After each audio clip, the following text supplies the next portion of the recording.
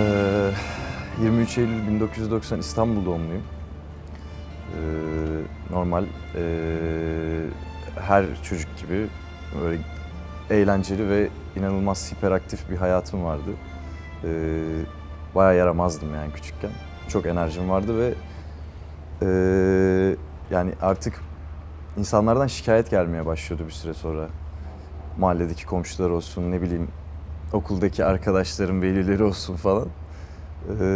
Ben de bir süre sonra bu enerjimi spora vermeyi düşündüm. Öyle bir karar verdim. Çok erken yaşta basketbol oynamaya başladım, yüzmeye başladım. Yani yapabildiğim ne kadar boş vaktim varsa bütün zamanımı bir alana veriyordum. Yani ilk başta yüzüyordum, sonradan akşamına basketbol kursuna gidiyordum, resim dersine gidiyordum, gitar dersine gidiyordum. Sürekli bir şeyler yapıyordum. O şekilde atlattık o dönemi. Dış görünüş olarak babama benziyorum. Karakter olarak da anneme benziyorum. Küçükken o zaman tam böyle teenage dönemlerimizde Deli Yürek vardı. Benim o dönemime denk gelmişti. Kenan abi oynuyordu, Kenan İmirzalıoğlu. Onu çok beğenerek izliyordum. Öyle bir oradan aldığım gazla böyle bir tavırlara falan giriyorduk. O dönem o vardı en sevdiğim. Ee, 2009 yılında televizyon üzerinden Best Model of Turkey yarışmalarının reklamları dönmeye başladı. Ben de öyle gözüm takılmıştı da çok dikkat etmemiştim. Hiç hesapta yoktu böyle oyunculuk yapayım, ne bileyim mankenlik yapayım, basketbol oynuyordum ve güzel bir kariyer başlangıcım vardı o alanda. İyiydim. Transferler oluyordu. Böyle güzel güzel ufak ufak para da kazanıyordum 15-16 yaşındayken. Ama sonra bu Best Model yarışması duyurusu yapıldıktan sonra arkadaşlarım biraz beni girsene oğlum şansını dene falan giriyorlar işte senin neyin eksik gibi böyle şeyler yaptılar. Teşvikte bulundular bana. Ben de yok ya benimle alakam olur. Hiç o kafada değildim yani. Ondan sonra velhasıl bir şekilde karar verdim ve ne gerekiyorsa artık bir tane fotoğrafçı arkadaşım vardı. Fotoğraf istiyorlardı ilk elemelerde. 2000 kişi başvurmuştu. Fotoğraf elemesi olup ilk 100'e düşecekti eleme. Fotoğrafçı arkadaşımı çağırdım işte dedim böyle böyle bir yere gireceğim ben falan yardım eder misin? O da tamam dedi. Ondan sonra fotoğraflarımı çekti benim. Gönderdik biz başvurduk. Derken ilk 100 elemesine kabul edildim ben. Ondan sonra görsel elemeye çağırdılar beni. Gittik işte oradaki jüriyle görüştük falan.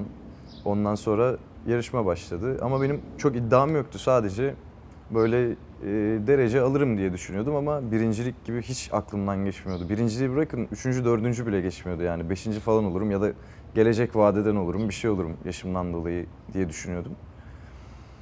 Fakat yani o gece birinci seçildim ve arkasından seçildiğim gece saat 10-11 gibi sonuçlar açıklandı. Birinci seçildim, 12 gibi biz kutlamaya gittik. O gece dizi teklifi geldi bana. Adını Feriha Koydum'un. Yani şu an izlediğiniz işin. Onun teklifi geldi. Çok garipti yani çok hızlı oldu her şey. Kolay adapte olamadım. Çok kısa sürede gelişti. Hiç tahmin etmiyordum. Ya birden bir gecede hayatım değişti yani. Ondan sonra oyunculuğa girdim.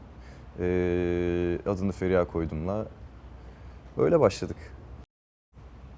Yani şu an bile heyecanlıyım kamera karşısında ama bu heyecan ya bize bu işi yaptıran da heyecan, bu heyecan yani. Aslında sete giderken de ben kameralar kurulduğunda biraz böyle bir ah falan oluyorum yani. Güzel bir şey. İlk başladığımda zorlanmıştım çok. Ee, Ya heyecanımı kontrol edemiyordum o zaman. Şimdi o heyecanımı kontrol etmeyi öğrendim. Zaman geçtikçe, profesyonelleştikçe şu anda gayet rahatım ama ilk başta o arkadaşlarımın, Yusuf'un, Hazal'ın, Vahide ablanın, Ceyda'nın desteği olmasaydı yabancı biriydim. Çünkü tamamen sektöre uzaktım ve ilk defa hayatımda kamera görmüştüm. İlk kez dizi ortamında bulunuyordum. Küçüktüm. Bana çok destek oldular sağ olsunlar. Ya onların sayesinde ısına ısına işe kolay bir şekilde kısa sürede adapte oldum. Emir rolü oynaması keyifli bir roldü. Çok zengin bir hayattan gelen zengin bir çocuk. Fakat duruşu ve yaşına göre düşünceleri bayağı kendinden olgun. Ya Emir 20 küsur yaşındaydı ve 35 yaşında adam olgunluğunda hareket edebiliyordu. Yani ve Emir bana şunu kattı, bana da bir olgunluk kattı oynadığım karakter.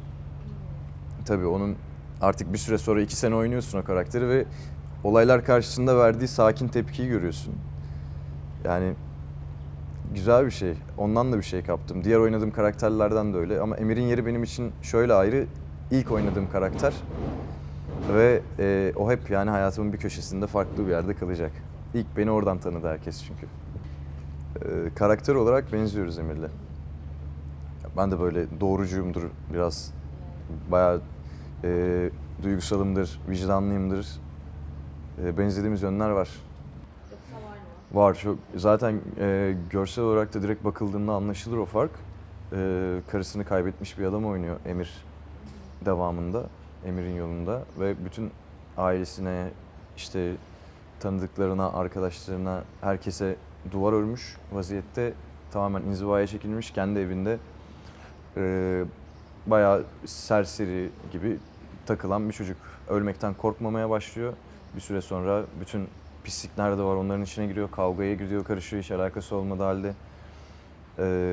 Yani böyle bayağı hayatı bir ipin üstünde o şekilde devam ediyor. Hazal, ya ilk başta Hazal'ı Aşk-ı Memnu izliyordum ben. Oradan tanıyorum Hazal'ı. Yani daha televizyondan tanıyorum Hazal'ı. Sonra işte dizide Hazal oynayacak falan. Böyle öğrendim bunu. Benim oynayacağım dizide. Çok garip oldum yani. Senin televizyondan izlediğin insanlar bir anda aynı ortamda bulunuyorsun ve iş yapacaksın. Bir maratona çıkıyorsun onlarla uzun soluklu.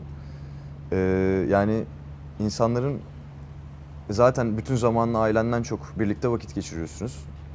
Ve karakterlerini, artık yapılarını öğreniyorsun. Hazal da çok tatlı bir insan. Bana çok destek oldu.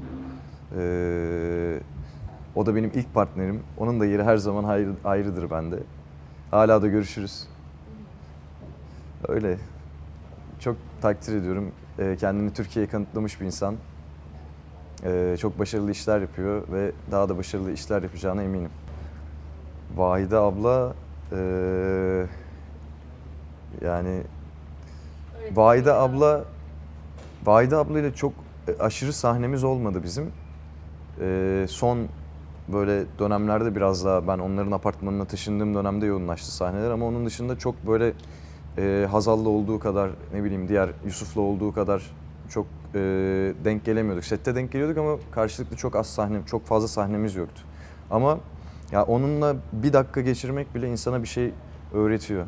Bende de bir de şey vardır, böyle sömürürüm bilgilerini insanların. Yani tuttum mu böyle abla onu da anlat, abla böyle nasıl olur, nasıl olur, nasıl yaparız? Fikirlerine, düşüncelerine güvendiğim insanlarda Vahide abla da onlardan biri. En başta gelenlerden. Çok yardımcı oldu.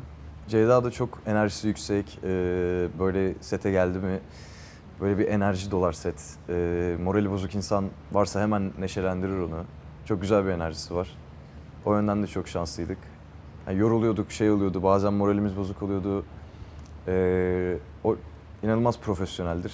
Hiç böyle moral bozukluğunu çaktırmaz kimseye. Ya insanız, normal. En ufak bir moral bozukluğu anında yüzüne yansır değil mi? Ceyda'da hiç öyle bir şey yok. Çok güzel işini yapar, çok profesyonelce. Herkesi de neşelendirir, herkesi de keyiflendirir. Çok keyifliydi onunla çalışmakta. Var. Yani kaçıncı bölümdeler bilmiyorum ama tüyo vermek gibi olmasın sonra. Sonuna geldiler artık. Ha, bitiriyorlar. Az kaldı, bitiyor. Yani Haziran ayında bitiyor. O Feriha bitiyor. Emir'in yolu başlıyor. Emir'in yolu mu başlıyor? Bu Feriha'nın psikopat bir nişanlısı vardı, Halil. Onun Feriha ile beni kaçırıyordu. Bir eve, orayı hiç unutmuyorum. Neden unutmuyorsun dersen, sahne olarak ya duygu olarak anlamında değil. Hani sahnede yaşadığım duyguyla alakalı bir şey değil. O evde biz kışın eksi bilmem kaç derecede, şu karşıda Kavacık Tepesi'nde tam rüzgar alan bir yerde, camları kırık, full, hiç soba yok evde ve bende sadece bir gömlek var. Hazal'da da ince bir şey var üstünde. Yani 2 gün boyunca çekim yaptık ve donduk yani. Ben bir de bağlı duruyordum, böyle hiç hareket edemiyorum. Beni bağlıyor rol gereği. Ya onu hiç unutamıyorum. Hatta bir araya geldiğimizde de oyuncu arkadaşlarla o günden bahsederiz yani. Ne gündü, ne nalet gündü falan diye böyle. Unutamadığım anılardan bir tanesi o.